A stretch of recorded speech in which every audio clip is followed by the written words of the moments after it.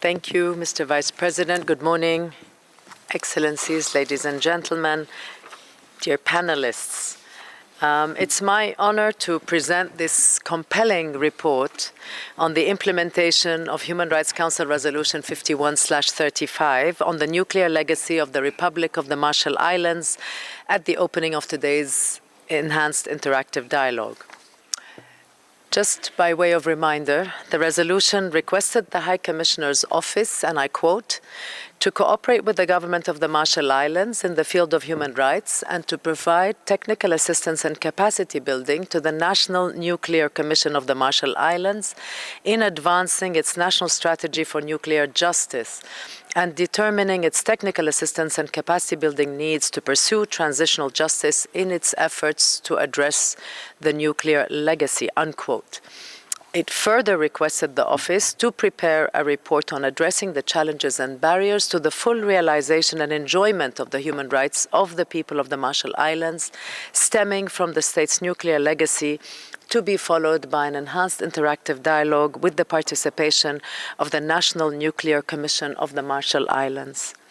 The High Commissioner's report is the product of extensive research and consultations with inter alia member states, experts, UN system partners, and the authorities and the people of the Marshall Islands.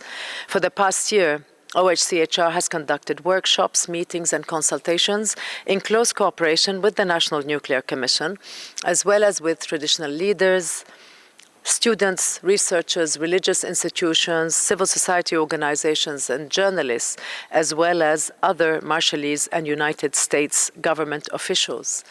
Activities were held in Majuro and Kwajalein atolls in the Marshall Islands and elsewhere around the Pacific and the world, both virtually and in person. In preparing this report, OHCHR also coordinated closely with the United Nations Scientific Committee on the effects of atomic radiation, the International Atomic Energy Agency, and the World Health Organization, ensuring thereby that the report's findings are not only aligned with human rights standards, but also grounded in the latest scientific and health data. Your Excellencies, from 1946 to 1958, the United States conducted 67 nuclear tests in the Republic of the Marshall Islands. These tests had a combined explosive power 7,232 times that of the atomic bomb dropped on Hiroshima. 78 long years have passed since the first of those nuclear tests were conducted in the Marshall Islands, and yet their consequences are still painfully present. Communities remain displaced, and radioactivity from the fallout continues to pollute land and sea.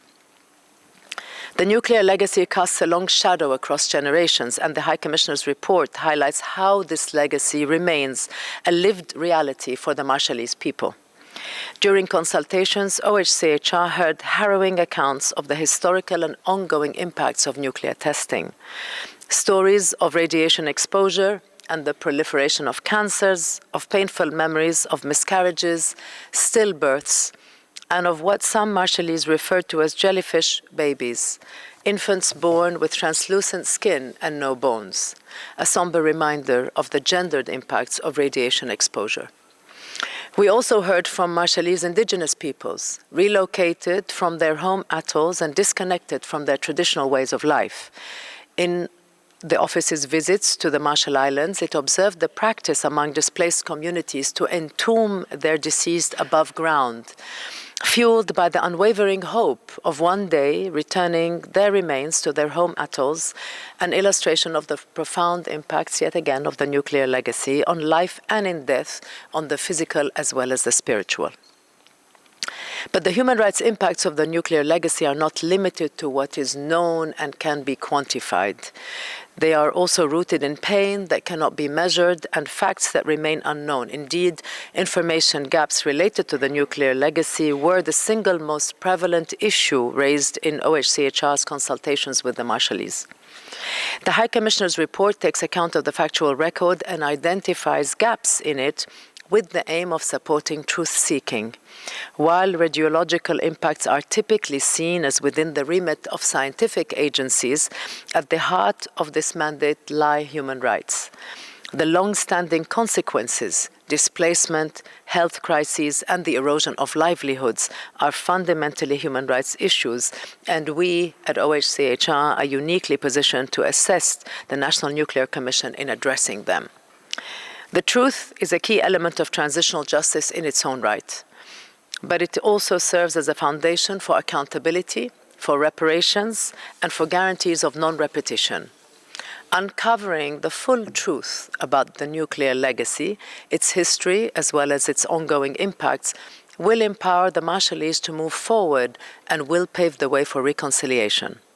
As the late Marshallese leader Tony de Broom said, there can be no closure without full disclosure.